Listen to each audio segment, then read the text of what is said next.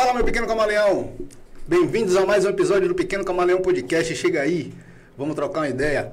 E hoje eu estou com o meu convidado, ele é ex-vereador da cidade de João Pessoa e atual pré-candidato a vereador da cidade de João Pessoa. Ele também é empreendedor e tem muita história legal para contar pra gente, mas eu vou deixar que ele conte.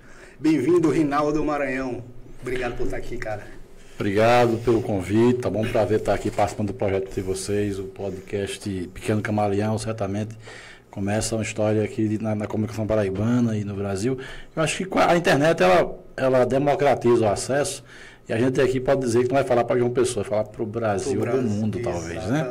Então, eu fico feliz pelo convite, tá certo? Eu vim aqui para bater um papo com vocês bem tranquilo, bem aberto, sobre nossa história, a cidade de João Pessoa, que é a grande paixão da minha vida. Legal. E para começar a falar, se você falou sobre nossa história, eu quero saber um pouquinho de sua história, porque eu estava vendo e você não é daqui. Na sua história, você veio para cá por um problema de saúde do seu pai e acabou se apaixonando pela cidade e nunca mais foi embora? Pois é, rapaz, eu sou cearense, né? Sou cearense da região ali de Juazeiro do Norte. E eu vim a João Pessoa, como muito nordestino, procurando a capital para tratar de saúde, procurar educação, né? Meu pai adoeceu de câncer no ano de 91 e naquele período ali você procura referência para câncer, tratamento de câncer no Nordeste, e ainda hoje é o Hospital Laureano aqui em João Pessoa, é uma entidade que atende o Nordeste e especialmente o pessoal aqui do interior da Paraíba e também do Ceará. Naquele tempo, o médico indicou o Laureano como o melhor caminho. Nós viemos para cá, basicamente, para tratar da saúde do meu pai. Eu tinha 13 anos de idade, né? E viemos aqui, passamos um bom período cuidando dele, naturalmente fomos estudar e tudo mais. E, infelizmente, quando ele faleceu, né, ele não conseguiu vencer essa luta, infelizmente, a gente sentiu muito, mas já estava enraizado na cidade, né? A gente começou a se habituar já com a cidade e entender que aqui tinha um clima bom, favorável para o crescimento, tanto do ponto de vista educacional quanto do ponto de vista profissional. É uma cidade com cara de cidade pequena, tá certo? Mas com estrutura de cidade grande. Sim. Então a universidade nos encantou e aqui eu comecei a estudar e fui ficando, construí família, tá certo? Construímos uma história que nos orgulha hoje. E aí, hoje nem penso em sair daqui mais não, né? Eu já casei com o João Pessoa. Agora é da terra. Comecei a namorar e casei com o João Pessoa já. Me conta, você chegou com 13 anos aqui e aí você foi estudar escola pública? Escola pública. Eu fui morar em Mangabeira. Tá certo? Na época, vínhamos todos, era eu e mais 4 irmãos, tá certo? E um irmão já fazia faculdade, né? Foi para o UFPB. E eu fui estudar em Mangabeira na escola Pedro Luiz Vieira de Melo, tá certo? Quem conhece Mangabeira sabe que é uma escola bastante grande, conhecida lá. Morando aí em Mangabeira 1, tá certo? Em seguida, cheguei a estudar na escola Davi Trindade, também em Mangabeira, fiz lá minha oitava série. Fiz meu ensino médio na escola estadual Cônigo Luiz Gonzaga de Oliveira, Mangabeira também. E nesse período, eu sempre tentei aproveitar o tempo da melhor maneira possível. Comecei a trabalhar muito cedo, tá certo? Comecei a trabalhar com 14 anos de idade ali no mercado, na feirinha de Mangabeira, tá certo? Um amigo nosso tinha um comércio lá, convidou para ajudar e eu comecei a trabalhar e tomei gosto pelo trabalho. E ali eu conseguia, né? Durante o dia, trabalhava no comércio, à noite estudava, tá certo? Entre um intervalo e outro, a gente fazia sempre um curso profissionalizante, o que nos ajudou a avançar. Eu percebi também que é sua paixão, isso de curso profissionalizante. Você fala, o olho chega a brilhar, né? Porque eu acho que, eu não sei o que passa na sua cabeça, mas eu acho que você pensa assim, você mudou minha vida, pode mudar a vida de uma galera, né? Verdade. Desse jeito. E, assim, antes da gente entrar na parte da política, você já tem uma vasta experiência na administração pública, mas você também é um empreendedor e iniciativa privada é com você também. Você trabalha com... Você tem uma empresa hoje de software, é isso? Isso. Como eu te disse, eu comecei cedinho, né? E aí, trabalhando no comércio, a gente começou a compreender a necessidade do mercado, o dia a dia do comerciante, né? E quando eu fui fazer minha formação acadêmica, eu eu me apaixonei pela área de tecnologia, especificamente tecnologia para a gestão comercial, né? Fiz no Senac curso de programação de sistemas, aprendi a programar computadores em linguagem Delphi, já com 17 anos de idade. E aos 19, certo? Eu e o irmão, meu irmão mais velho, formado em administração de empresas, tá certo? Ele fez, inclusive, tem um caso interessante, que ele fez a monografia dele na universidade, um estudo de caso sobre a necessidade de investimento em tecnologia para a gestão de comércio na Paraíba. Então, ele tinha essa visão empresarial, visão de gestão empresarial, a formação acadêmica na UFPB, e eu estava iniciando a faculdade, mas já tinha um curso de programação de computadores. Então, com o conhecimento técnico meu e o conhecimento acadêmico dele, nós nos unimos e fundamos a Cupom Fiscal Sistemas, uma empresa paraibana de desenvolvimento de software para gestão comercial. Isso lá em 99. Legal. De lá para cá já são 25 anos de trabalho dedicado a esse setor. E a administração pública, como foi? Caiu no colo? Foi indicação? Como foi que aconteceu? Cara, assim, isso foi sendo construído, tá certo, no dia a dia. Em 2012, eu resolvi, 2011, a gente viajando pelo Brasil, eu conheci no Paraná alguns projetos de incentivo à ciência e tecnologia, certo? E as empresas começavam a crescer e concorrer com a gente aqui. Sim. Então, viajamos para Pernambuco, encontramos lá o Farol Digital, encontramos o Porto Digital, também o governo interferindo no caminho da formação tecnológica para jovens e adultos e também incentivando empresas a se instalarem e produzirem tecnologia naquela região. Quando eu comecei a ver isso, a gente começou a provocar o setor público na Paraíba de como é que poderia participar efetivamente dessa onda, como é que a gente também poderia ter o apoio do governo do Estado, da Prefeitura de João Pessoa, para essas empresas se associarem, ganharem mercado, crescerem também. E a gente não encontrava aqui nenhuma voz que pudesse compreender isso. E aí nós sentamos com um grupo de pequenos empresários do setor. Ali eu lancei a minha candidatura a vereador de João Pessoa. Sim. 2012. Porque se não tinha ninguém Não tinha ninguém para representar, não tinha voz, não tinha força política nenhuma. Então vamos testar, vamos ver o que acontece, o tamanho da nossa força. Fui candidato a vereador, não com a pretensão de ser eleito vereador já, mas com a pretensão de participar e levar esse debate. Nós conseguimos colocar esse projeto no plano de governo dos prefeitos da época. Então nós começamos a ser ouvidos ali. Entendi. Né? E aí, voltando à sua pergunta, a gente começou a dialogar com o setor público, né? E construir relações com esse pessoal.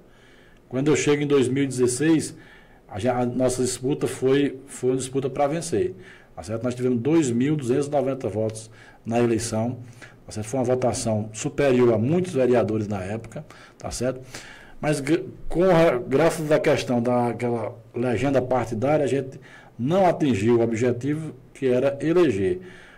Mas, participando do debate, veio o convite, tá certo? Para que a gente pudesse efetivamente contribuir com a gestão pública, não no parlamento, mas no executivo. Sim. Tá certo? Naquele momento, a gente, digamos assim, foi visto pelo setor da política como uma peça que poderia contribuir efetivamente com a gestão pública no setor, no executivo. Entendi. E aí eu fui convidado pelo governo Temer a assumir um órgão federal aqui chamado Instituto Nacional de Reforma Agrária. Sim.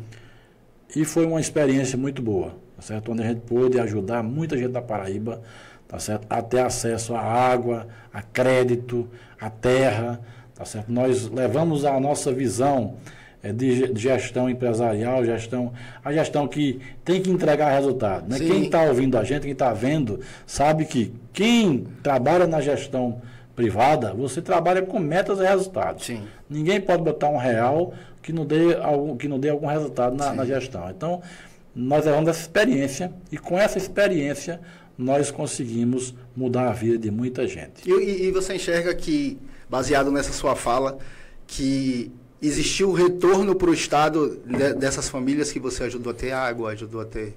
Existiu retorno para o Estado? Talvez a reforma agrária, o INCRA, não é um órgão muito popular. O pessoal só conhece na hora dos conflitos agrários, as invasões, ocupações, certo? Mas a instituição, é preciso separar a instituição dos movimentos sociais. Tá certo? A instituição é uma instituição séria.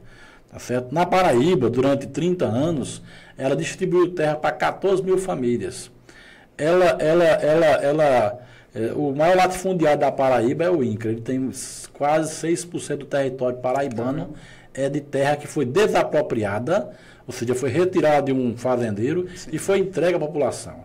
E foi pago. Essa terra toda, o governo não toma terra de ninguém, o governo desapropria e indeniza. Então as terras, elas já estavam distribuídas, 14 mil famílias na Paraíba tinham acesso a ela, mas não tinha uma coisa que a gente do setor privado prima muito, dá muito valor, é a segurança jurídica. Sim. Tá certo? Eles tinham a terra, mas não tinham o documento da terra. Há 14 anos? 14 mil famílias tinham terra e não tinham o documento. Há quanto tempo eles já tinham essa terra? Quase 30 anos. Caramba. E a lei, conta, não era dele, né? Toma conta. E a lei da reforma agrária diz o seguinte, que quando o cara tem 15 anos ocupando a terra, quando ele entra na terra, ele tem direito a um documento de concessão pública. Sim. Certo? Ninguém tinha. Depois de 15 anos, ele tem direito a um documento de escritura pública, um documento definitivo, passa a ser proprietário da terra. Ninguém tinha o provisório, ninguém tinha o definitivo. Então assim, talvez uma técnica utilizada pelos movimentos e por antigos gestores de manter essas pessoas sempre na insegurança. Porque você na insegurança, você não é dono, você não toma decisões sozinho, você tem que sempre consultar o Estado. É meio que refém, né? É meio que refém. Então, a política pública muda o governo, mudou a política pública, mudou o governo, chega a insegurança, o cara pode chegar lá e dizer, olha, se vocês não fizerem o movimento X, você pode perder sua terra. Então, é uma eterna insegurança. Sim. Nós lutamos contra isso e em menos de 3 anos de gestão, 10 mil famílias na Paraíba receberam a concessão oficial da terra. Agora eles são donos. Agora, a concessão é o documento provisório. Sim. Nem isso eles tinham. Agora precisa 14 anos para pegar o... E depois, e aí aqueles mais antigos, sim, nós demos o título definitivo. Sim. Ora, Reinaldo, por que não faz tudo de uma vez só? Porque não deu a todo mundo.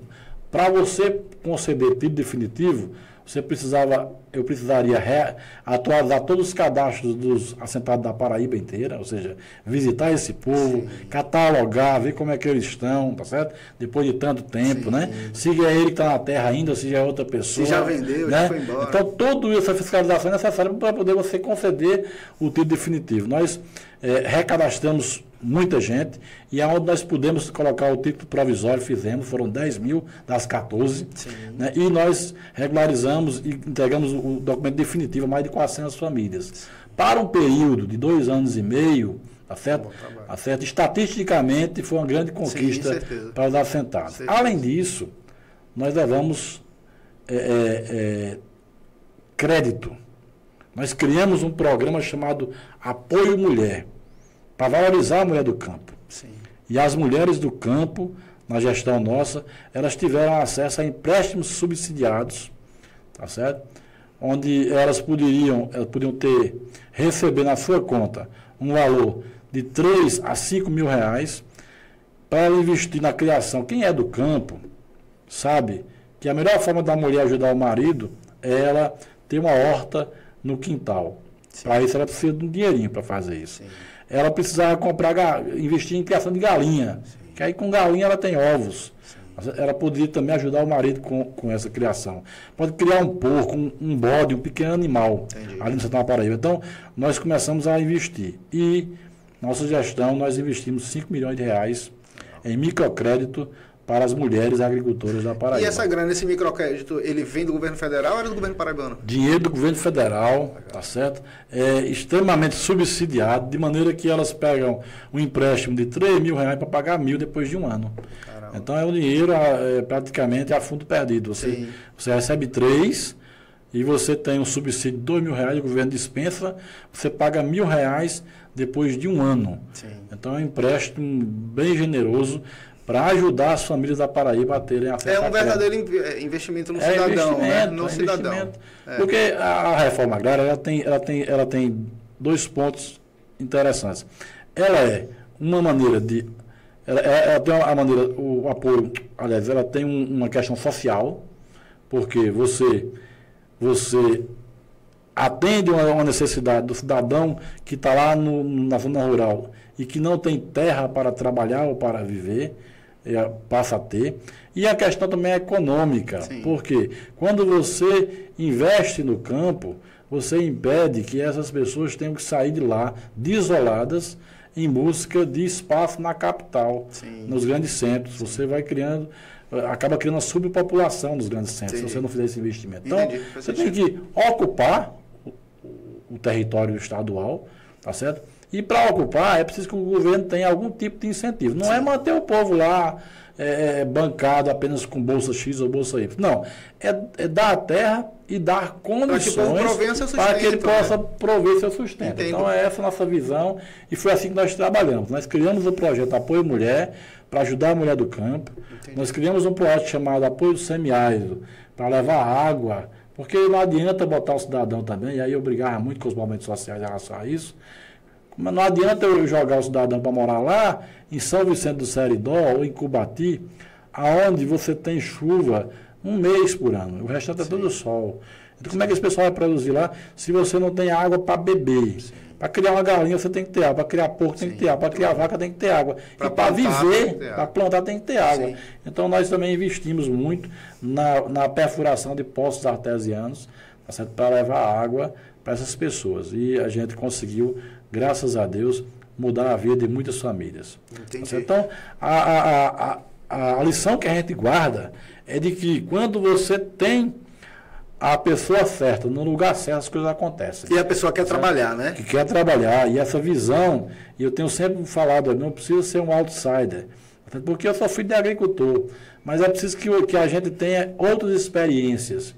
Tá certo? Não pode ser a política pela política. Sim. Eu acho que é preciso abrir espaço na política para pessoas como você, como profissionais que militaram em outros setores e pegam a sua experiência e levam para dentro da política.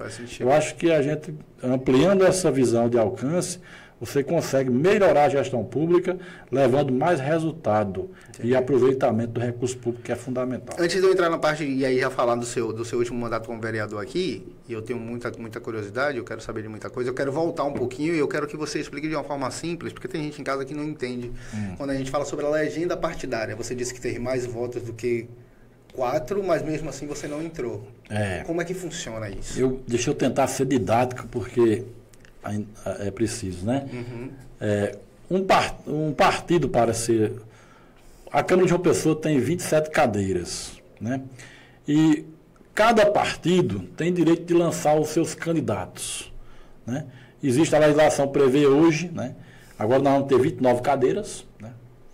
E um partido, para eleger um vereador, ele precisa ter o número de votos válidos na eleição, e aí é um dado subjetivo, porque você não sabe quantos votos vai ter na próxima eleição. Sim.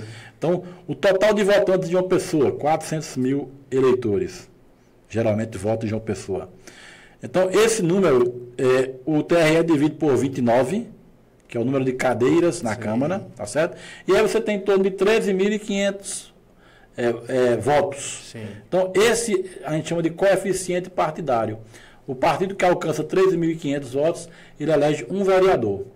Então, quem é o vereador eleito? O mais votado daquele partido. Entendi. Então, o partido X,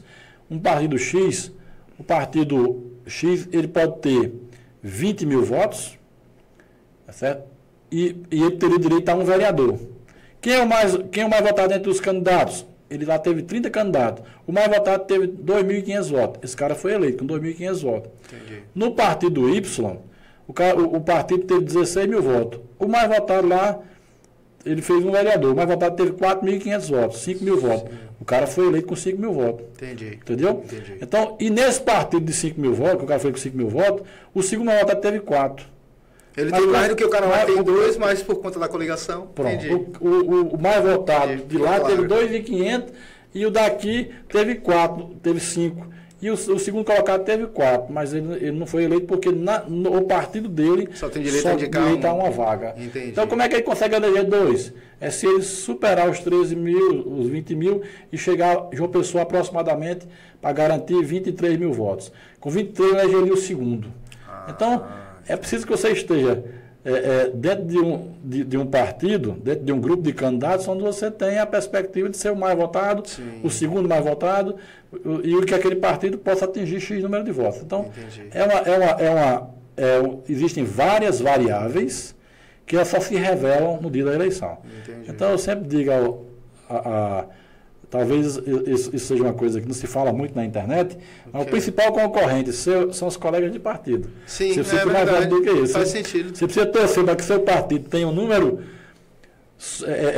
considerável de votos, porque se não tiver os 13 mil, não vai eleger ninguém. Eu ia te perguntar, se você atingir 5 mil votos, mas seu partido não fez 13 mil, você não entra? Nem entra. Nem participa, entendeu? Entendeu? Então, assim, logicamente que a cada eleição o TRE, o TSE mudam um pouco as regras, mas em linhas gerais são essas. São essas linhas. Então, por isso que você vai ver o cara teve muito voto, não entrou, e o cara teve menos voto, não entrou, porque o grupo dele, o nível dos candidatos concorrentes era um nível baixo. Então, embora o partido conseguiu atingir, mas ele sobressaiu. Então, aqui em João Pessoa, por exemplo, em 2020, eu tive 2.643 votos. Né? Aí você tem, no meu partido, foram eleitos 2 vereadores, um com 3.800, outro com 3.400. Eu fiquei em terceiro. Primeiro suplente. Já num partido, por exemplo, o MDB, o PMDB fez 19.900 votos. Elegeu 2 vereadores. O primeiro foi com 5.000 e o segundo com 1.900. Menos que você. Eu tive 700 votos a mais do que quase 700 votos a mais do que ele, né? Sim. Patriotas elegeu também mais 3. Entendi. E 2 do Patriota têm menos votos do que eu. Então, assim, é só a regra do jogo. Sim, não dá para questionar, não.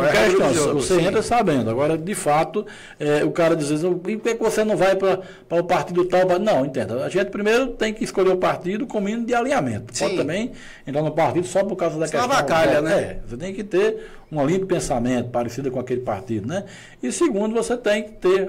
Aliás, segundo, ninguém tem esses dados antes da eleição. Sim. São variáveis que só se concretizam.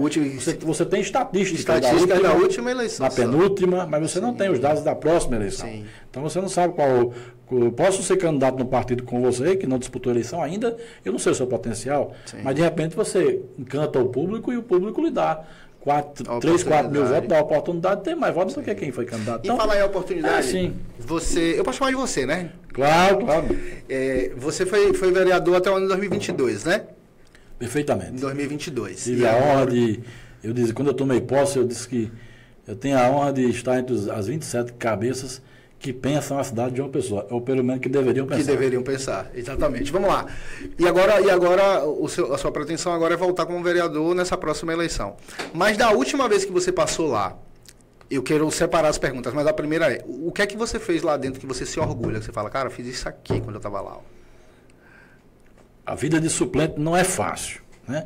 Porque você entra com algumas limitações. Sim. Mas nós nos preparamos para isso, graças a Deus. E nós apresentamos vários projetos de lei, tá certo? E aquele que, em curto tempo, nós conseguimos aprovar, tá certo? Me orgulha muito. Eu digo curto tempo por quê? Porque um projeto é o seguinte, primeiro você precisa apresentar na casa, né? Protocolar. Esse projeto vai ser analisado pela CCJ, e a CCJ, que é a Comissão de Constituição e Justiça, ela tem um prazo para avaliar. Depois você vai para uma segunda comissão, até você chegar em plenário e ir para a sanção do prefeito. Então, esse é um processo que geralmente é um pouco lento. Se você tiver poucos meses na Câmara, você entra e sai e não termina. Sim. Mas nós apresentamos alguns. Quais foram os principais? O primeiro foi um projeto para incluir na grade curricular do ensino fundamental de uma pessoa, que a prefeitura só lida com o ensino fundamental, a disciplina de lógica e programação de computadores. Eu venho da tecnologia, aprendi a programar computador com 15 anos de idade. A gente tem histórias aí, incomparável, mas o Bill Gates começou com 14. Sim. Então, a gente entende que o jovem não pode esperar a universidade para aprender a programar. Ele tem que aprender logo na idade... e lá ele especializa, né? Lá ele se especializa, pois é. Então, despertar isso no jovem é fundamental. Então, a disciplina, a lei, ela inclui na grade curricular do município de uma pessoa a disciplina de lógica de programação. O prefeito, entendeu, acolheu, tá certo? Apoiou e ampliou, criou o projeto chamado CODE, que é um projeto que ele colocou nas escolas públicas aqui para o 8º e 9º ano, para incluir, além da lógica de programação, a linguagem de programação. Então, é um curso básico de programação para os jovens de 13, 14, 15 anos que estão no 8º e 9º ano. Hoje, já é realidade, já existe turma hoje na escola Índio Piragibe, lá em Mangabeira, tá certo? Fazendo isso. Nós temos mais 3 escolas que estão sendo implantadas. E isso nasceu a partir de um projeto nosso na Câmara de João Pessoa. Me orgulha demais, porque é uma oportunidade para essa galera aí abrir o horizonte, porque eles têm muita facilidade com tecnologia. O cara está com o celular na mão. O tempo todo. O cara está o tempo todo com o celular na mão e ele tem que usar essa energia dele para produzir algo que dê resultado. Sim. Então, o projeto CODE é a nossa maior conquista na passagem da Câmara, né?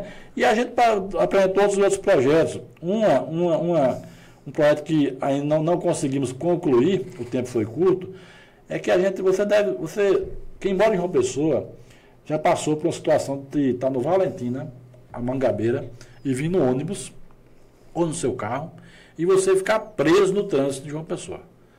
Preso. Aí você atrasa 10, 15, 20 minutos, quando você chegar na frente, 7 horas da manhã, o cara estava tapando um buraco na B2º. Sim. Entendeu? Que horas que inadequada para o cara fazer esse tipo de serviço, cara. Meio-dia, na hora do tranco. Você voltando do almoço, o cara está fazendo isso. Então, algumas cidades do Brasil já possuem e nós colocamos isso em lei. Tá certo? Está tramitando na Câmara, se Deus quiser, quando a gente voltar para a Câmara, a gente vai. Acontece dessa jeito? Você lançou lá em 2022, vai dar continuidade agora em.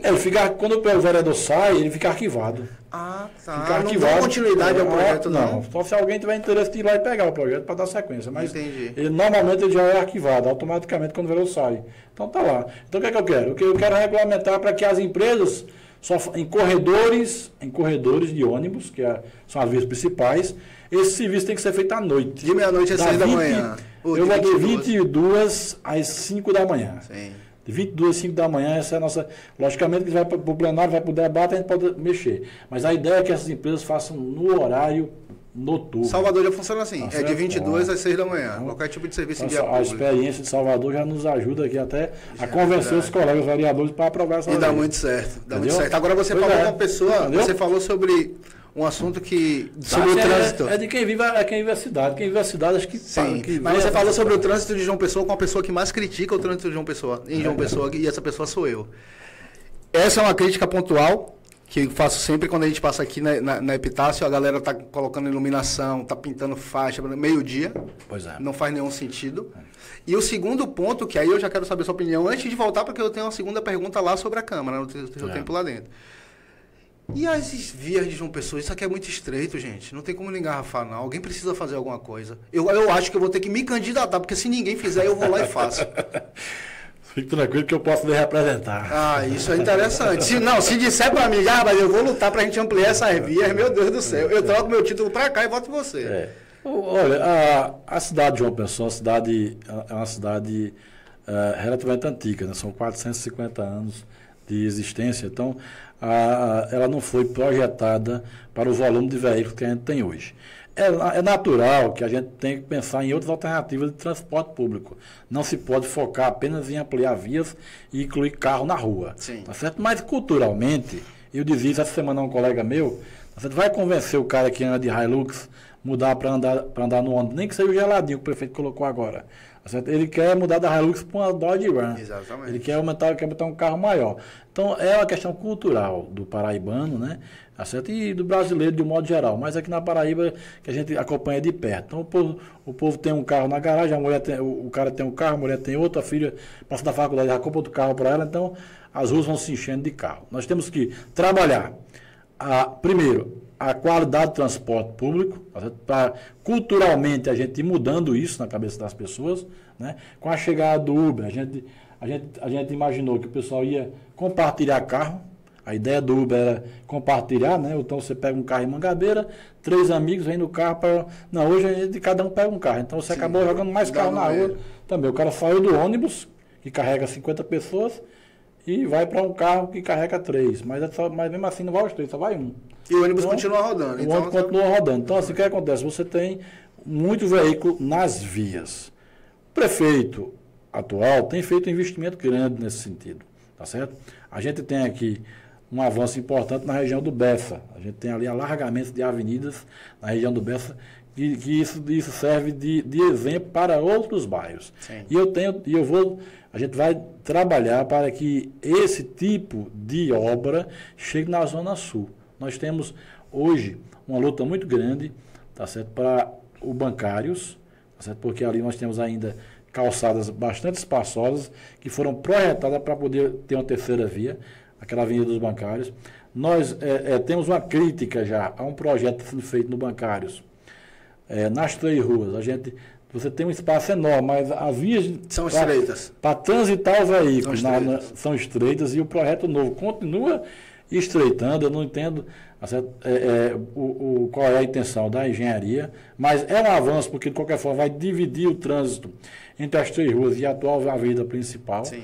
Tá certo? Mangabeira, nós temos uma discussão permanente sobre a via exclusiva de ônibus. Eu acho que ela não surtiu o efeito necessário, tá certo? Pelo contrário, o ônibus, na prática, não tem conseguido transitar por ali e a gente tirou o estacionamento da avenida, onde a gente prejudicou o comércio. Sim. Então, eu trabalho, meu amigo, em 2 frentes. Primeiro, investir no transporte coletivo de massa. Essa questão do ônibus geladinho aqui, a gente tem que ampliar, e só consegue se o município subsidiar a passagem de transporte. Eu sou a favor do subsídio, tá certo? Alguém vai pagar? Vai, mas a gente precisa pagar para a gente ter um trânsito melhor, tá certo? A gente precisa também trabalhar no alargamento e na construção de viadutos. Sim, pronto. Eu estava esperando você terminar, que ia falar assim, eu vou fazer o papel do advogado do diabo, mas você não me leve mal não, porque conversa de política eu conheço muito bem. Eu sou povo. Muito bom. E para o povo, um radar 50 por hora no meio da BR não é uma coisa normal para o povo. Deveria ter um viaduto, uma passarela ali para as pessoas atravessarem e libera a BR para não engarrafar. E isso não acontece em João Pessoa. Eu ia te perguntar, quem delimita a velocidade da BR? É o prefeito ou vem do governo federal? Rodovias Federais, a decisão do governo federal. Do governo federal. Então pede alguém, pelo amor de Deus, do governo federal, que vem em João Pessoa, vê essa BR-320 aqui, porque na subida da concessionária não tem ponto de ônibus, não tem nada, não tem travessia e tem engarrafamento. Isso não é normal. Não adianta a gente, meu ponto de vista, povo, não adianta a gente trazer geladinho, sacolé, din-din, pode mudar o nome que quiser. Se você não alargar a via, você só vai ajudar o engarrafamento a aumentar. Então, prefeito, por favor, alargue as vias de João Pessoa. Eu sei exatamente o que você está falando do Bessa, moramos próximo. Eu sei. No começo até deixou a gente meio atrapalhado, a gente querendo multar, a gente saindo da rua, mudar o trânsito, e nego querendo me multar, eu não entendia nada. Mas sim, faz sentido. Por mais que o trânsito lá, nessas vias que foram alargadas no Bessa, não era aquela parte que engarrafava, é a parte da orla, a gente sabe disso. Mas eu acho que ajudou, esse ponto é positivo. Só que se você não fizer isso, não faz sentido. Não faz sentido. Você pega a BR porque é uma via de trânsito rápido, porque você quer adiantar seu lado. E o lugar que mais engarrafa aqui é a BR. E é por nada, é por causa de radar. Não faz sentido. Um radar de 50 por hora no meio da BR. Na frente de uma rotatória eu entendo, porque outros carros vão fazer o retorno ali. Mas na reta da BR, por que 50? Não faz o menor sentido. Eu acho que alguém precisa lutar e alguém tem que chegar na Câmara e falar isso aí. João Pessoa... E se você me repetir e dizer, Jarbas, eu vou lhe representar agora, eu mudo meu título. Porque, entende? Você está convidado porque essa é uma luta nossa, rapaz. Essa é uma luta nossa. Eu conheço essa cidade como poucos. Certo? A triplicação da BR vai auxiliar, vai diminuir um pouco esse problema, tá certo? Eu sou realmente muito cismado com essa questão do limite de velocidade tão baixo, porque se você viajar aqui para o sertão da Paraíba, a BR-230 sai de Cabedelo, né, e vai até o sertão da Paraíba, né, ela vai até Manaus, né, ela vai até o Amazonas, mas aqui ela corta a Paraíba toda, de Cabedelo até ali da região de Cajazeiras. E você vai encontrar pontos na BR-230 que você não tem uma casa, Sim. mas que tem um radar. Exatamente. Entendeu? E é a Tem um 50. radar. E o radar é Tem um 50. tem um radar. Então, assim, eu acho um abuso, tá certo? Lá, agora, a legislação de trânsito nas rodovias federais, tá certo? Ela tá amparada no Código Nacional de Trânsito e ela é implementada pelo DENIT, né? Sim. Pelo DENIT e pela PRF. Então, eles que tratam desse assunto. Naturalmente, a Câmara Federal pode legislar sobre isso. Sim. Em João Pessoa, eu penso que a gente poderia tentar, dentro da Câmara, tá certo? Estabelecer um limite mínimo para isso, né? Você tem lugar daqui que é 40 por hora. Exato. Você tem lugar que é 30. Exato. Aí você tem lugar que é 60, que é 50, 60 não tem não. Então você acaba ficando confuso quando você vê um radar, você não sabe se o cara é 30, se é 40, se é 60. Sim. Então, talvez alinhar isso, tá certo? E eu sempre coloco que unificar, todos tenham a mesma velocidade, mesmo ponto limite. Mesmo limite de velocidade, e que a gente possa ampliar um pouco isso, sabe? Porque eu acho que os 50 realmente em vias principais causa um deslocamento mais lento, consequentemente mais trânsito. Exatamente. Nós estamos falando aqui de questões pontuais. O grande problema do trânsito é cultural. É cultural. Convencer o cidadão da classe média que sonhou a vida inteira de ter um carro e agora tem, dizer que deixa na garagem. É difícil, é um desafio grande. Eu concordo com você que é cultural, mas eu acho que é injusto com esse cara. Porque o cara sonhou a vida toda, e ele trabalhou, e ele conquistou, ele tem que sair com o carro dele. É o prefeito, é o vereador que tem que lutar para as vias estarem mais... Para que ele possa usar o carro dele. Imagine, eu vou resolver seu problema que você... para não ter engarrafamento. Deixa seu carro em casa. O cara fala, pô, eu trabalhei a vida toda, eu sei com isso aqui, mano. E o cidadão paga, né? Ele paga PVA, paga tanta taxa. Exatamente. Porque a grande razão das taxas que a gente paga no emplacamento do carro manter a condição das vias. Exatamente. Manutenção de vias. Exatamente. Entendeu? E a gente não tem. Então, naturalmente, isso precisa ser tratado, tá certo? Pode contar comigo que eu tenho essa visão de quem anda a cidade de uma pessoa todos os dias. Tá certo? A minha profissão, que lida muito com o comerciante, ela me permite que todos os dias a gente ande pela cidade de uma pessoa. E frequentemente viaja pelo estado da Paraíba. Então a gente conhece esse estado muito bem e sabe da dificuldade de quem transita nele. É uma promessa de campanha isso aí, hein, Ronaldo? Compromisso de campanha. E aqui eu tenho audiência e eu tenho um microfone para cobrar. E eu cobro. Agora, a segunda pergunta lá que eu falei de quando você passou, lembra? Eu fiz a primeira, que é o que você se orgulhava. E a segunda é... Sempre tem, e aí eu já perguntei isso para alguns políticos, algumas respostas são diferentes, mas sempre acha alguma coisa. Qual foi a sua maior dificuldade a partir do momento que você entrou na Câmara e viu como é que aquilo funcionava? Porque a teoria é tudo muito bonitinho, né? Na prática, o negócio às vezes é diferente. Aí eu quero saber de você, Jarbas, minha dificuldade foi isso aqui, ó. A dificuldade maior é a tramitação para vereador, né? Eu vou especificar para o vereador. É a tramitação dos projetos na casa, né? Que você acha muito lento? Tá certo? Eu acho o processo lento. Eu acho que a Câmara precisava se ocupar mais, tá certo? Na avaliação dos projetos, para que a gente possa ter mais celeridade, né? Por exemplo, hoje nós temos 2 sessões por semana na Câmara de uma pessoa, tá certo? Eu sou favorável que se tenha pelo menos 3, porque você tem mais tempo para você debater com os colegas, né? Que as comissões possam se reunir semanalmente, porque às vezes você precisa do parecer, mas a comissão não se reuniu. Então, esse tipo de procrastinação, de demora, tá certo? Isso causa uma certa descontentamento, não só em mim, mas em vários vereadores, tá certo? Entendo. Então a gente precisa... Agora, isso a gente consegue diminuir o impacto quando você constrói boas relações, né? Sim. Então, eu posso falar por mim porque eu tive um período muito curto, então talvez não houve tempo hábil para a gente trabalhar isso nas comissões como deveria, tá certo? Para um vereador que está chegando, a grande dificuldade é vencer os prazos. É a burocracia e da tramitação dos projetos. Deixa eu lhe perguntar, só para simplificar o entendimento de quem está assistindo a gente. Quando você apresenta um projeto, esse projeto vai para alguma comissão e a comissão não avalia de imediato, eles marcam uma data para se reunir e avaliar esse projeto? Perfeitamente.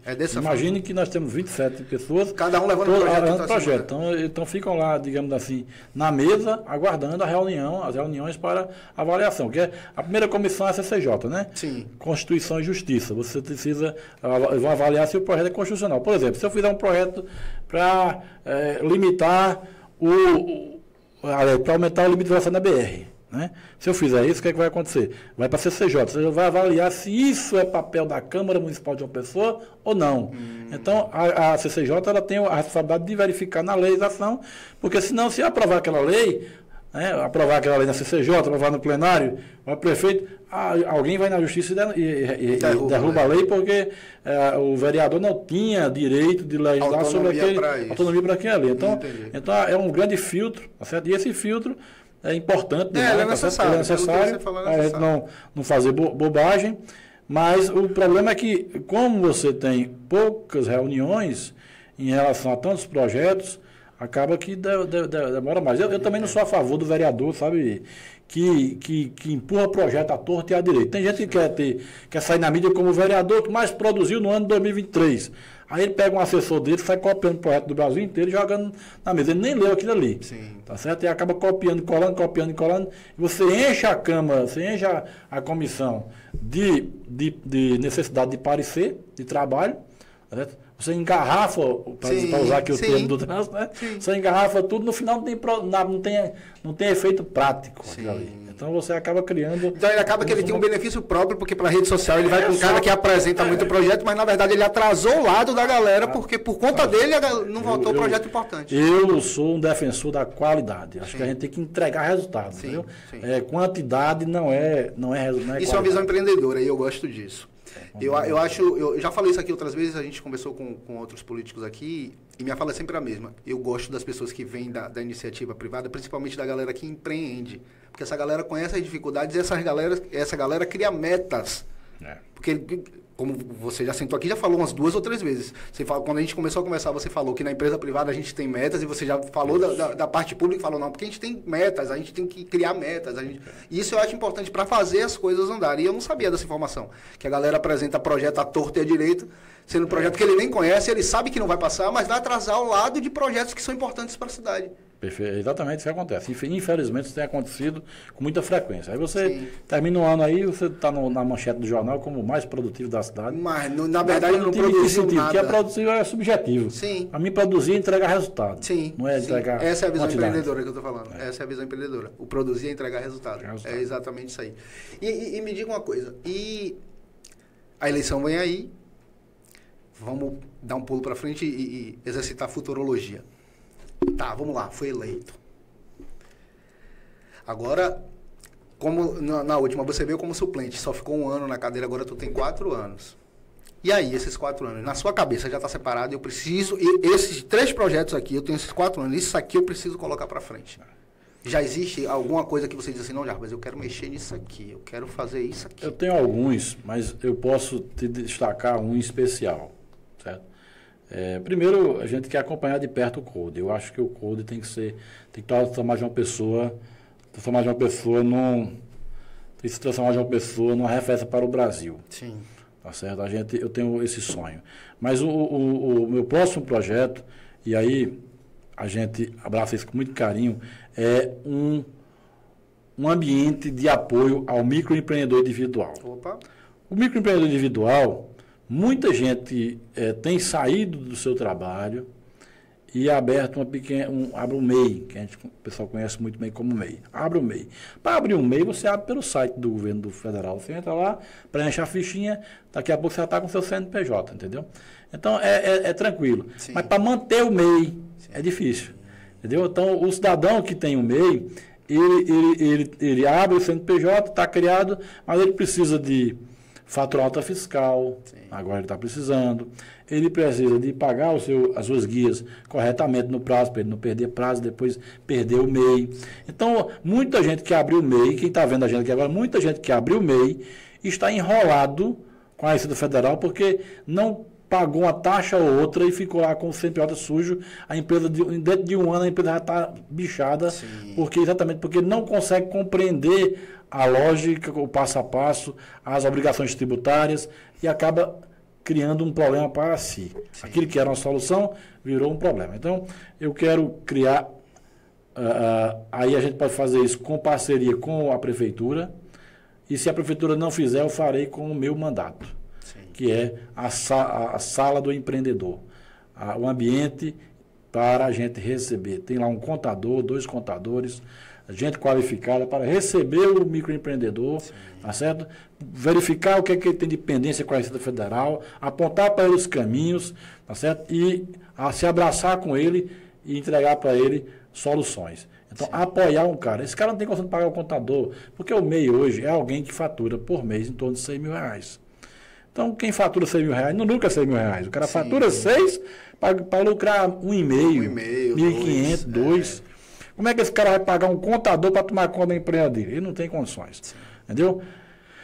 E a gente não vê nenhum órgão de apoio, que dê apoio efetivo a essas pessoas. Então, eu pretendo implantar uma política pública específica para acolher o microempreendedor e dar a ele condições de manter a empresa dele saudável, sim, do ponto de vista fiscal e tributário. Sim. Então é um compromisso de campanha também. Se o prefeito não fizer, você faz. Se não fizer, a gente faz. Porque eu além de trabalhar com tecnologia, há 10 anos eu trabalho com contabilidade para os empresários de João Pessoa da Paraíba. E eu sei aonde dói, sim, eu sei onde estão as feridas, tá certo? E eu, sim, não faria política se não fosse para ajudar essas pessoas. Entendi. Tá certo? Eu sou apaixonado por quem quer empreender, quem tem coragem de largar a sua estabilidade econômica. O cara tem um trabalhozinho que ele ganha lá 1,5 salário, 2. Ele reserva um dinheirinho dele, tá certo? Sai da empresa, pega as contas, abre um negócio para ele. Aposta tudo naquilo ali, tá certo? Mas não tem menor apoio do poder público. Sim. Acaba depois de 1 ano, 2 anos, ele nem tem mais emprego e nem tem mais a empresa. Entendeu? Falta a ele apoio. As empresas fecham porque falta orientação. Sim. E a gente precisa acolher esse povo. O nosso maior compromisso é com esse pessoal. A gente está aqui para cobrar. Não é uma pauta, viu? E eu digo a você, por que ninguém faz isso? É porque isso não é uma pauta popular. Sim. Isso não é uma pauta popular. Sim. Entendeu? Isso não é uma pauta que historicamente deu votos. Sim. Entendeu? Mas a gente precisa ter posições, precisa ter princípios. Eu sou a favor de dar condições para o cidadão trabalhar. Sim. Nunca apoiei o clientelismo. Eu acho que o cara tem que ter condições de produzir o dele. Sim. E o governo tem que ser indutor desse processo. Entendi. Deixa eu perguntar, e aí não é muito na esfera de vereador não, mas é dentro da cidade, aí eu quero saber o que é que você pensa disso. No centro da cidade aqui, em João Pessoa, eu já passei algumas vezes à noite em umas praças, eu não sei o nome, eu só tenho um ano que moro aqui, mas em algumas praças, e aí a gente vê uma galera jovem, um grupinho, outro grupinho. Já vi usando droga, também já vi sem usar droga, mas tipo... A cidade de João Pessoa, e aí é uma pergunta de verdade, porque eu acho que não cai no colo do vereador, mas político é político. Não existe nada que essa cidade possa fazer para ajudar esses jovens. Ou a gente vai esperar esses jovens entrar para a criminalidade e aí a gente vai dizer que eles são vítimas da sociedade. Porque no primeiro momento, quando é para ajudar, aí todo mundo se abstém. A gente vê muito isso em São Paulo, a gente vê em tudo quanto é canto. Se abstém. Aí quando essa galera que está ali sentada só usando droga começa a roubar para comprar droga, aí entra para facção, aí bota uma arma na cintura, vai vender droga, aí a polícia chega, aí entra o confronto, aí a polícia mata, aí é uma vítima da sociedade. Não, a sociedade, no caso o Estado, não é... Ele transformou esse cara em vítima, porque ele não deu assistência. E aqui, não sei se na sua cabeça passa alguma coisa, não sei se você já teve alguma ideia sobre isso, mas, cara, a gente tem umas praças bem bonitas aqui à noite, que a gente fica com medo de frequentar. Porque tem uma patotinha que está usando droga, e eu não estou falando sobre a droga, eu estou falando sobre as pessoas. Está usando droga, e em efeito de droga tem confusão, e a gente não iria, porque a gente tem medo que tenha confusão, porque se a pessoa está drogada, pode ter algum, né? E pode estar armada e pode prejudicar a gente. E aí, a gente vai continuar esperando as coisas acontecerem, para quando acontecer, a gente diz, coitado, é uma vítima da sociedade. Não é uma vítima da sociedade, na minha opinião, não é uma vítima da sociedade, é a vítima do Estado, é o Estado que cria essa vítima. Eu acho que a criminalidade ela precisa ser combatida em 2 frentes principais. Educação para prevenir e repressão para corrigir. Sim. Eu não sou adepto dessa ideia de que são apenas vítimas, tá certo? O Estado precisa dar condições, mas o Estado não pode forçar. Sim. O Estado precisa oferecer educação de qualidade. Nós, durante muito tempo, pecamos com relação a isso. Mas João Pessoa não tem nenhuma... João Pessoa tem vaga para todo mundo. Sim. Na escola. Sim. Certo? A gente tem que respeitar o direito da família. Eu acho que... Aí eu peço desculpa porque não passa exatamente pelo vereador. Eu sei que não vai pelo vereador. Estou falando como cidadão pessoense. A família precisa resgatar o seu direito de educar os seus filhos. Tá certo? Mas lembrando que quem tirou esse direito da família foi o Estado. Foi o Estado. E é por isso que a legislação precisa ser revista. Eu não tenho vergonha de dizer que eu comecei a trabalhar com 14 anos de idade. Sim. Entendeu? Isso me fez muito bem, porque eu me ocupei desde cedo. Sim.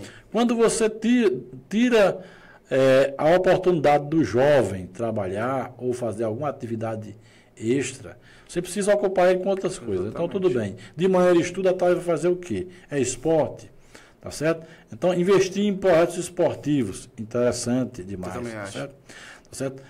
Investir em educação profissionalizante, também no contraturno é interessante. João Pessoa está construindo agora em Mangabeira, está sendo construído uma instituição do município de João Pessoa, onde os jovens que estudam de manhã, à tarde vão ter... No contraturno vão ter esporte e vão ter educação profissionalizante. E tem uma ajuda financeira por isso? Mangabeira. Ainda não, mas nós defendemos isso no nosso projeto. Eu tenho defendido isso não para todos os alunos, tá certo? Mas para aqueles que se destacarem, tá certo? Com assiduidade, presença e tudo mais. Entendi. Então, o Estado precisa oferecer. Tá certo? Agora, não adianta a gente imaginar que o Estado sozinho resolve. Certo? No Brasil precisa voltar a valorizar a família. Tá certo? A família. Porque se a gente não fizer isso, a gente entra num caminho sem fim.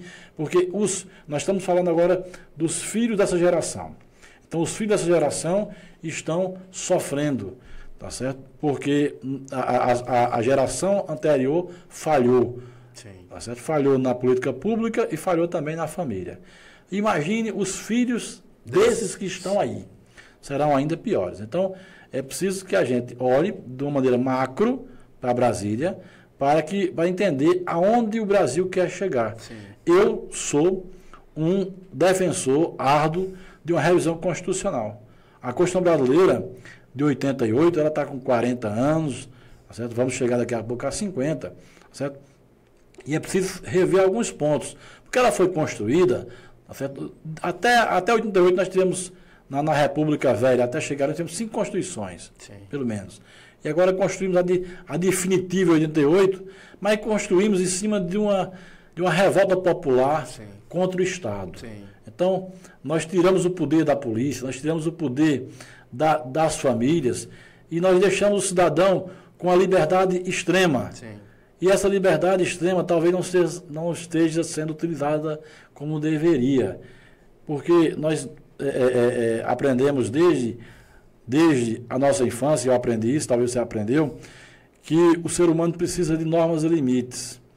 Até quando Deus libertou o povo no Egito, tá certo? Ele precisou colocar um código de conduta durante os 40 anos no deserto. Tinha que ter um código de conduta. Então, o ser humano precisa de códigos de conduta, precisa de regras e e quando as regras não são obedecidas pela educação apenas, o Estado precisa impor isso para ela. Então, nós precisamos rever. Com o modelo constitucional que nós temos hoje, da liberdade pela liberdade apenas, tá certo? A gente tem muitas limitações. Agora eu fiquei curioso, então, me especifica. Eu quero entender. Por exemplo, a Constituição, ela impede, ela tira um pouco, com o ECA, ela tira um pouco do poder da família sobre os seus filhos. O Estado diz, olha, você não pode levar o seu filho, se você tiver uma empresa,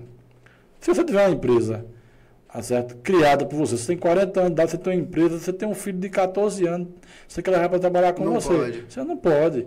Tá certo? O cidadão do seu Zé tem uma banca na feira do mercado de Mangabeira e o filho estiver com ele lá ajudando, não pode.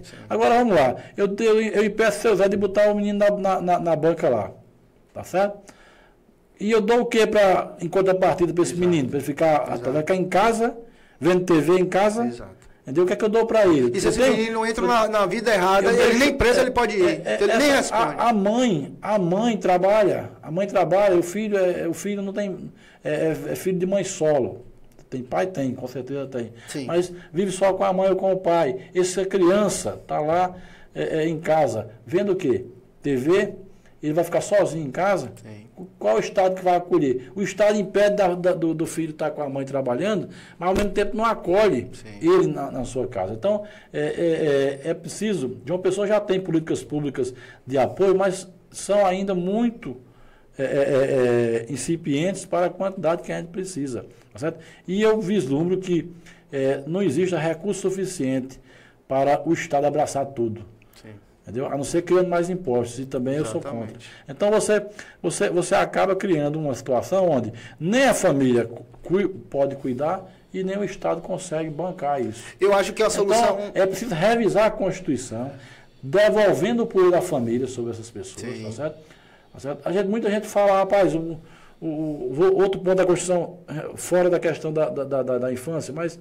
O preso não pode ser obrigado a trabalhar. Exatamente. Se ele quiser trabalhar, trabalha. Ora, se o cidadão foi jovem, não quis trabalhar. Se ele foi adulto, não quis trabalhar. Se ele chegou aos 40 anos de idade, ele vai querer trabalhar na cadeia. Exatamente. Entendeu? Então, é preciso que a gente reveja alguns pontos de vista que eu sei que não vai ser resolvido aqui na Câmara Municipal, na Assembleia, tá certo? E nem por um homem no Congresso. Sim. Mas é preciso que a sociedade se levante para a gente construir uma nova fase, tá certo? Porque senão nós vamos caminhar para um poço sem fundo. Toda a sociedade onde a família foi afetada e foi desvalorizada, a sociedade sucumbiu. Todas. Pois é. Grécia Antiga. E o caminho, não existe outro, não. Também aqui eu me preocupo muito com o futuro do Brasil. O Pequeno Camaleão é um lugar que a gente está acostumado a falar a verdade. A gente tem muito medo de falar o que a gente acha, não. O Brasil está indo para um poço sem... Se a família for destruída, a sociedade sucumbe. Ponto. Mas é uma forma... Não é difícil de resolver isso que você falou. Não é difícil. O Estado proíbe que o pai, seu João, leve o filho para trabalhar com ele. Mas o Estado não provém esse menino que passa o dia todo dentro de casa. O que é que a gente vai fazer? Simples. É só o Estado não se meter. Pronto, está resolvido. Pois é. Então não é difícil. Deixa resolver, né? Não é difícil. Então, não é difícil. Às vezes o Estado atrapalha. Às vezes atrapalha o empreendedor, atrapalha a família, tá certo? Põe uma série de entraves. A sensação que dá é que o Estado faz propositalmente para atrapalhar. Essa é a sensação que dá. Pra gente, povo. A sensação que a gente tem é essa, que o Estado faz propositalmente para atrapalhar a vida do cidadão. A Constituinte de 88 é que possibilitou esse Estado. Sim. A certa Constituição e os governos que sucederam ela, tá certo? Colocaram o Brasil nesse caminho. É um caminho do desenvolvimento. O Brasil está melhor do que há 40 anos atrás? Tem muita coisa positiva, realmente. A gente criou um sistema de saúde que hoje é infinitamente melhor do que o anterior, porque quem viveu anos 80 sabe do INPS. Você sabe que só quem tinha direito à saúde era quem tinha uma carteira assinada, e quem não tinha carteira assinada ia ter que correr a Santa Casa, a filantropia. Sim. Hoje a gente tem um sistema de saúde que, pelo menos na teoria, atende todo mundo. Bem ou mal, ele atende, entendeu? Sim. Então a gente avançou com a Constituição, com o direito universal à saúde, direito universal à educação, tá certo? Só que a gente mexeu em pontos cruciais, tá certo? Que tiraram a disciplina das pessoas. A Coreia do Sul era, há 50 anos atrás, vila de pescadores, era gente pobre. E cresceu baseado na educação e na disciplina. Tá certo? Disciplina. Educação, disciplina, liberdade econômica. Liberdade econômica. E tecnologia. Tecnologia.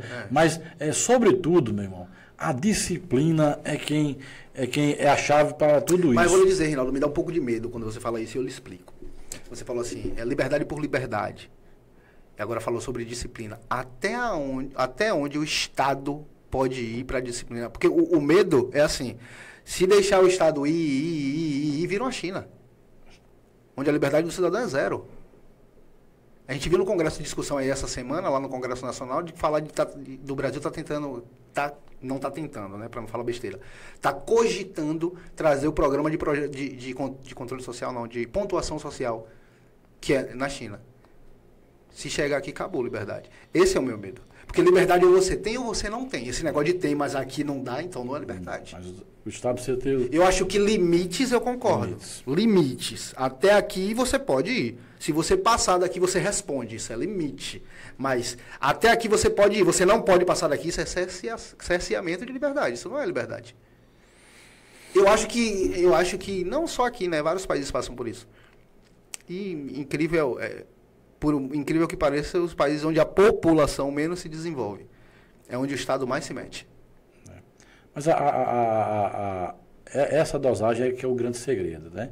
É o que a gente tem buscado, entendeu? O Estado não pode se omitir, o Estado também não pode cercear, certo? A gente tem que rever a Constituinte, por isso que eu digo, e sempre que eu sou questionado sobre essas posições, de direita, esquerda, tudo mais, eu digo, olha, há muita coisa positiva dos dois lados e a gente precisa abrir os olhos para enxergar isso. Eu concordo. Tá certo? Eu acredito que a questão social, nós avançamos muito com a Constituinte, mas nós temos que ter um Estado um pouco mais forte para poder cuidar impedir, certo, essa libertinagem que nós temos no dia a dia. Sim, agora eu entendi sua colocação. Porque isso tem influenciado na cultura da nossa juventude, isso tem colocado no Brasil a cultura da dependência econômica permanente do governo. Tá certo? A gente tem tirado das famílias, dos pais, o direito de educar seu filho com liberdade, tá certo? E a gente precisa combater isso. Eu concordo. A solução, eu seria um tolo se eu colocasse aqui que nós temos solução para tudo. Sim. Tá certo? Mas nós não podemos desconhecer que nós temos uma curva descendente do ponto de vista cultural, do ponto de vista moral de 88 para cá. Não, isso é verdade. Isso é indiscutível. Deixa eu te perguntar aí, voltando para o cargo para vereador, né? Essa próxima eleição. O que esperar de Rinaldo? Assumiu. Votei em Rinaldo. E agora, o que esperar dele? Muito trabalho, muito trabalho. Eu sou um cidadão que dedica 14 horas do seu dia ao trabalho. Tá certo? Então, nós vamos para a Câmara Municipal de João Pessoa, se essa for a vontade de Deus, tá certo? Discutir projetos que realmente melhorem a vida do cidadão pessoense, tá certo? Para colocar, a minha intenção é nortear o nosso mandato na bandeira do desenvolvimento econômico, defender o comércio de uma pessoa, é uma bandeira que eu não abro mão de forma nenhuma, defender o desenvolvimento econômico através do turismo. Nós temos aqui uma indústria que não produz, que não polui, que é o turismo. A gente precisa explorar melhor o turismo de uma pessoa e nós vamos estar abraçados com o Poder Executivo no sentido de facilitar isso. Certo? Investir na educação de jovens através do projeto CODE, mas também em parceria com o governo do Estado, para que a gente possa criar um banco de profissionais aqui em João Pessoa capaz de oferecer mão de obra às grandes empresas que queiram vir para cá trabalhar e investir na cidade da gente. Então, João Pessoa precisa ser a capital do turismo, a capital do serviço. São duas linhas de desenvolvimento que a gente abraça com muita força. Entendi. Nós temos aqui hoje, olha, call center de João Pessoa já gera hoje quase 10 mil empregos. Você tem ideia, a Prefeitura de João Pessoa, todos os prestadores de serviço de João Pessoa dá 13 mil pessoas. Não? João Pessoa emprega 13 mil pessoas no serviço prestado. Sim. Os call centers de João Pessoa, que começaram a se instalar de 5 anos para cá, já empregam 10 mil pessoas. E a maioria deles são primeiro emprego, gente jovem que chega lá para ter a primeira carteira assinada. Entendeu? Então, recentemente, a Prefeitura criou uma lei de incentivo onde o ISS do centro da cidade cai de 5% para 2%. Então, nós queremos convencer grandes empresas de tecnologia e de call center para se instalar no centro de João Pessoa para empregar a nossa juventude. Se tem menos encargos, tem mais possibilidade de contratação. Porque mais do que criar leis, o vereador ele tem que ser o representante do povo nessas discussões, de levantar o debate. Tá certo? Diárias de vereador tem que ser usadas para viajar e conhecer como é que Curitiba está se desenvolvendo, o que é que está acontecendo de bom em Salvador, o que é que está acontecendo de bom no Paraná, o que é que está acontecendo de bom no Norte, no Sul, no Centro-Oeste. O que é que pode ser replicado e o que é que a gente pode ter de novidade nas universidades, quais são as ideias de fora para poder trazer desenvolvimento para uma pessoa. Então, nós temos que trabalhar isso no dia a dia, junto ao Poder Executivo, para ajudar ele a nortear o rumo da cidade de João Pessoa. Sim. Além de fazer leis, vereador é um conselheiro do Poder Executivo. E nessa linha, nós queremos trabalhar para tornar João Pessoa a capital do serviço, da tecnologia e do turismo. Sim. Certo? A parte do turismo, eu quero fazer um comentário sobre o turismo, e eu acho muito interessante também, porque a cidade é muito bonita. Mas para investir... Eu não estou conseguindo... A diminuição da carga horária foi aprovada. Do quê? Da carga horária. De trabalho? Ah, tá, peraí que eu já falo sobre isso. Para falar sobre turismo, eu concordo, eu acho que a cidade é muito bonita e dá para investir e ganhar uma grana, porém, primeiro precisa investir em estrada, porque só a gente aqui já está engarrafando tudo, tá? Então, não pede pro turista vir, não. Segura um pouquinho. E aí, agora um recado direto para turista. Fui na praia nesse fim de semana, você que veio de fora, com muito carinho que eu vou lhe falar isso, mas leve pro coração. Respeite a cidade dos outros, porra. Eu cheguei na praia e tive que limpar papel de picolé, que a galera tava chupando e jogando picolé no chão. Você faz isso em sua casa? Então por que na cidade dos outros você vai fazer? Você é muito bem-vindo aqui, mas cuide, porra.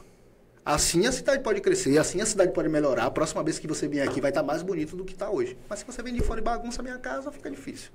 Mas, voltando para o setor público, por favor, vereador. Eu já vou te chamar de vereador, porque se for nessas... Ô, vereador, por favor, lute por conta dessas estradas.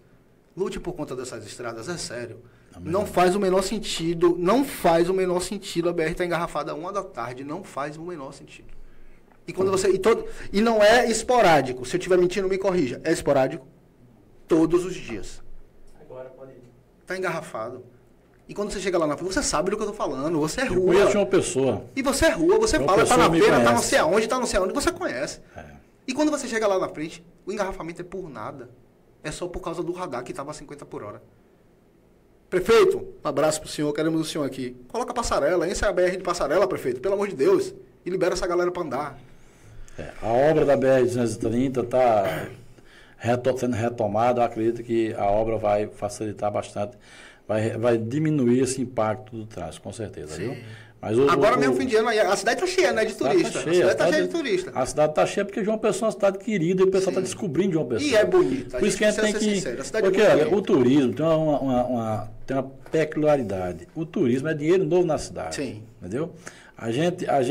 O cara que está lá em São Paulo, o cara que está em Salvador, o cara que está no Centro-Oeste que vem para cá, ele vem gastar. Sim. Entendeu? Ele vem gastar. Então é dinheiro que não é do município Que de uma gera pessoa, muito emprego não é informal. município, não é do Estado. Né? E a gente já teve aqui, ó, no final do ano a Prefeitura injetou a folha de pagamento, injetou o 13º, o Estado também, por sua vez. E esse dinheiro dinheiro é do paraibano que fica dentro da Paraíba, circulando na Paraíba. Entendeu? E o que é dinheiro novo? O que é que vai fazer turista. realmente? É o dinheiro do turista que vem E pra cá. quantos Então, empregos informais é muito geram bem-vindo. por conta do... A gente vê na orla quantos guardadores de carro. Se essa galera não tivesse carro para guardar, eles estariam fazendo o quê? um dinheirinho que está circulando na mão deles, né? Tá certo? É. Mas tem o hotel, tem as grandes redes aí se instalando, né? Sim. Tem o garçom, tem a camareira, então muita gente ganha dinheiro a partir da hotelaria, dos restaurantes, dos bares, né? Da circulação de pessoas, até o cara do Uber ganha um pouco mais. Então, Sim. todo mundo sai ganhando quando João Pessoa recebe turista. Então, trate bem o turista. Naturalmente, a gente tem que ter um cuidado para não ter o turismo predatório, né? Não pode ser o turismo pelo turismo. E o pessoal tem sido notabilizado por uma cidade que acolhe muito bem o idoso. Sim. E a gente sabe o quanto é importante isso, a gente manter a cidade, uma cidade com essa cara de tranquilidade para poder receber esse pessoal da terceira idade que vem para cá curtir, tá certo? Gastar, andar, frequentar um bom restaurante, tá certo? A nossa gastronomia, aproveitar o nosso sol, aproveitar os nossos hotéis. Então, nós queremos que cada vez mais a gente tenha turista, tenha turismo, mas naturalmente com um cuidado muito grande para cada vez mais qualificar esse turismo. Sim. Direcionado. Não é a farra pela farra. A gente quer que gente que venha para a nossa cidade, tá certo? Aproveitar a nossa gastronomia, a nossa natureza, tá certo? E que, se quiser vir morar aqui, é muito bem-vindo, mas que venha respeitando nossa cidade. Exatamente. Gostei desse final, respeitando a cidade. Você não joga negócio de picolé no chão, não, viu? Porque se eu ver, eu falo mesmo. Reinaldo, eu quero lhe agradecer. Esse papo está muito massa aqui. E eu queria abrir o espaço para você. Você fique à vontade dessa sua câmera, você fale com o seu eleitor. A gente já sabe o que pode esperar, você já sabe que a gente vai cobrar. Mas se for nessa linha, eu acho que você não tem com que se preocupar. Se você prometeu que você... As coisas que você falou aqui, se você fizer, não tem que você se preocupar. Agora, se não fizer, tem, porque eu cobro. Fica à vontade. O nosso papel enquanto cidadão, tá certo? É ouvir a população. Quem se propõe a ser candidato, pré-candidato, que a gente não é candidato ainda, tá certo? Mas quem se propõe a representar o povo, primeiro precisa ouvir. Né? E nós temos ouvido a população de João Pessoa, e é isso que nos qualifica a pleitear uma vaga na Câmara, tá certo? Na próxima eleição. É porque nós nos sentimos, de fato, representantes desses que clamam pelo trabalho, pelo emprego, pela oportunidade de renda, tá certo? Então, nessa linha, eu não tenho medo de assumir compromisso, tá certo? Porque eu não prometo fazer. Eu prometo representar esse povo, tentar lutar por esses projetos, tá certo? Convencer o poder público de que isso é necessário e construir alternativas para aprovar projetos de lei que transformam a vida das pessoas. Essa é a nossa linha. Sim. Eu tenho a responsabilidade de dizer que todos os meus eleitores que votaram em mim na eleição passada têm essa alegria. Eu volto na casa deles hoje, todos eles, e todos me recebem muito bem. Por quê? Porque eles conhecem a nossa linha de trabalho. Não é de promessa, é compromisso real com a população. Sábado a gente fala de conversa fiada, a gente chama de conversa. Não é conversa fiada, não. O cara vai lá e faz o que ele disse que ia fazer. Exatamente. Se dá certo ou se não dá, aí são outros 500. Não, a gente joga muito limpo. Meu Instagram é aberto, eu converso com todo o meu pessoal no dia a dia.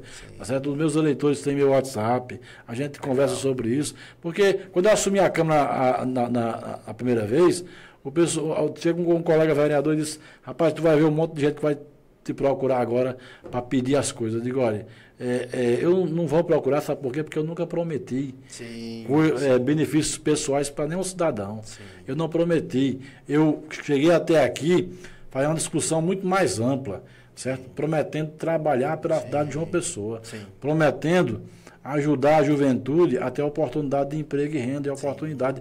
E nós estamos fazendo isso. O projeto Code é uma realidade.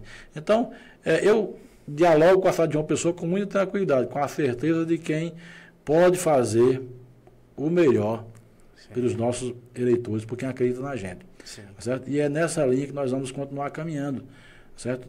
Agora é um período de pré-campanha, não é ainda de campanha, mas nós temos todos os dias visitado os amigos, conversado com cada um, para compreender, para chegar na Câmara e não colocar a minha vontade, mas a vontade daqueles que nos escolherem. Tá certo? É o que nós vamos fazer com muita humildade, mas, sobretudo, com competência. Nós nos preparamos para esse momento.